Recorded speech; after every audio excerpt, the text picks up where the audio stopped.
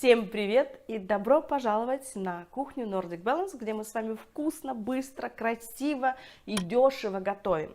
Дорогие мои, если вы сегодня, как и я, не в голосе, потому что я немножко подпростыла, и у вас нет желания или сил что-либо там выготавливать, то я вам предлагаю приготовить чудесное быстрое блюдо, которое называется фальшивый заяц или же мясной рулет. Все будет быстро, как я сказала, и просто. Почему называется этот мясной рулет фальшивый заяц? Для меня было всегда удивительно в детстве, потому что моя бабушка так это называла, да? А оказывается, в 19 веке этот рецепт был занесен в кулинарную немецкую книгу как фальшивый заяц. Почему? Потому что этот самый мясной рулет, он делался в такой же жаровнице, как и они запекали зайца. Поэтому очень интересно. Вы помните тоже фильм «12 стульев», скорее всего, Ильфа и Петрова, да? Там фальшивый заяц, это было вегетарианское блюдо. Ну, конечно же, наш сегодняшний фальшивый заяц никакого отношения не имеют к зайцу, который даже мимо не пробегал. И наш мясной рулет будет сегодня состоять из... Я взяла 300 грамм слайсов бекона, 5 яиц, сваритых вкрутую, у меня 4 шампиньона, таких крупных, больших, да, 150 грамм тертого сыра, 1 большая луковица и вот буквально вот столько специй я смешала, и сухой чеснок, и паприку, и немножечко соли добавила. Также у меня здесь тимьян и черный перец. Насчет соли не переусердствуйте. Почему? Потому что бекон, он уже сам по себе соленый, и в сыре также имеется соль. Ну и, конечно же, для нашего фальшивого зайца нам потребуется килограмм смешанного фарша. Я сегодня взяла смешанный. И буквально 2 столовые такие хорошие ложки горчицы. Ну что, приступаем к нашему приготовлению. Значит, никаких колец у нас нету, я немножко поранена, там у меня пластырь сегодня. И мы начинаем прежде всего с нашего фарша. И добавляем сюда все ингредиенты. Шампиньоны. Так, немножко вытащим их еще, не тут что-то у нас задержались. Сыр. Все просто, как обычно. Репчатый лук. Я его так порезала, знаете, не очень-то и мелко, но и не крупно. И, конечно же, все наши специи. Вот. Теперь мы это все чистыми ручками перемешаем и приступаем к процессу.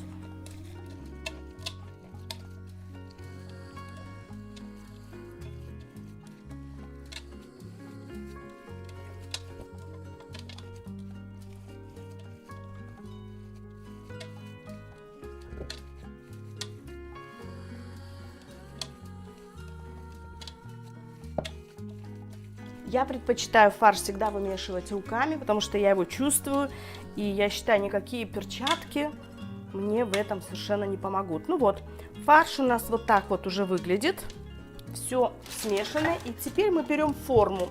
Эту форму для выпекания хлеба я взяла, да, я ее немножечко смочила и положила бумагу для выпечки. Теперь мы, для того, чтобы все у нас было красиво и ничто не пристало, да? Теперь мы выкладываем с вами бекон. Вот так вот, прямо с краешку. Чтобы он обязательно был на дне, потому что когда наш процесс будет завершен, мы обязательно перевернем наш рулет. Я уже сказала, у нас здесь 300 грамм, и я посчитала, у нас здесь 12 кусочков бекона. Вот так вот. Этот бекон, он даст прекрасный такой вкус, пикантный, и очень красивую золотую корочку. Вот Вот так. Вот мы все это выкладываем. И следующим компонентом у нас будет наш рубленый фарш.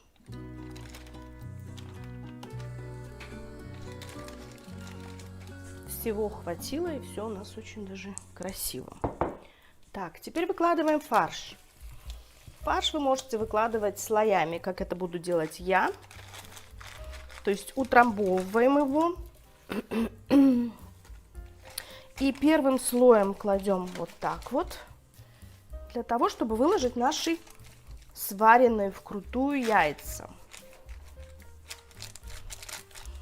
Все очень красиво и все просто и быстро. И как я уже сказала, опять же, когда у вас нет времени, или нет настроения, или нет сил, то этот вариант великолепен. Теперь выкладываем наши яйца. Я взяла, как я уже сказала, 5 штук. Сейчас мы посмотрим, сколько у нас поместится. 3. По-моему, очень даже я и хорошо угадала. 4 и 5. Все, смотрите, какая у нас получилась красота. И теперь вторым слоем мы покрываем наш мясной рулет.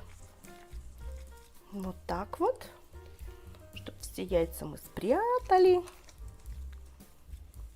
Это блюдо великолепно подается и на следующий день. Вы можете сделать, я не знаю, своим детям ланчбокс, положить, порезать кусочком, да, на хлебушек. Вы можете просто съесть его как в горячем виде, так и в холодном. Хранится он также хорошо. Он почему? Потому что рулет, да, в холодильнике спокойно будет проводить свое свободное время дня 3-4. Не волнуйтесь. Вот, можете часть заморозить. И это будет, опять же, очень-очень хорошо. Если вы приготовили слишком много, то можете заморозить часть. И потом, когда у вас не будет времени, вы спокойно достанете свой рулетик и с удовольствием скушаете. Вот так наш процесс завершается. Теперь мы все это красиво прикрываем нашим беконом. Вот так вот. Очень даже эстетично получается. А как это будет вкусно! Этот рецепт, конечно же, подходит всем, кто находится на кето-питании, кто следит за своей фигурой и у кого нет времени. Ну что, дорогие мои, вот так вот выглядит наш фальшивый заяц. Сейчас я это блюдо поставлю в нашу духовку. Она уже у меня разогрета до 190 градусов. И наш рулет должен там пробыть где-то минут 40. Я уже положила картошку в фольге для своего мужа, потому что он у меня не на стадии снижения веса и не на похудении. То есть я подам как гарнир ему картошку запеченную с каким-либо вкусным соусом. И, конечно же, для нас всех я сделаю какой-то салат вместо гарнира. Ну что, увидимся после того, как наш рулет испечется.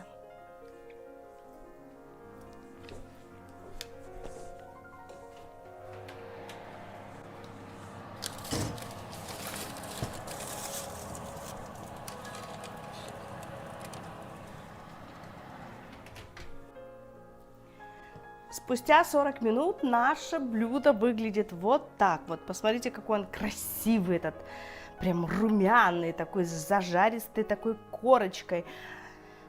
Наш фальшивый заяц. Здесь я же, как вам уже говорила, я положила рядышком 2 картошки, которые запекла для своего мужа. И подам их соусом. Что я еще хочу предложить вам приготовить? Я сделала элементарный салат. Это конусная капуста, мелко порезанная, и свежий брокколи, который я тоже в букетике поделила на мелкие части. И вот такая прелесть у меня получилась. Немножко я присыпала семя льна, немножечко посолю, поперчу, и это будет гарниром для меня. Сейчас я свою тарелку обязательно для вас сфотографирую и покажу, как это будет выглядеть. Для своего же мужа я подам, как я уже сказала, с запеченной картошкой и с каким-нибудь сметанным соусом, с чесноком, для него это пойдет.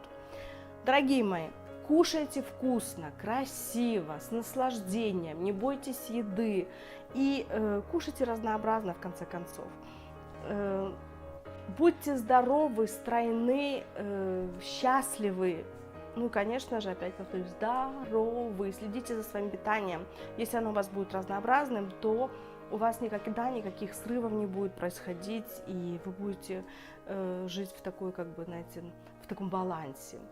Спасибо, что были сегодня со мной. Я надеюсь, вам этот рецепт очень понравится, так же, как и нам. И мы с наслаждением предвкушаем наш ужин.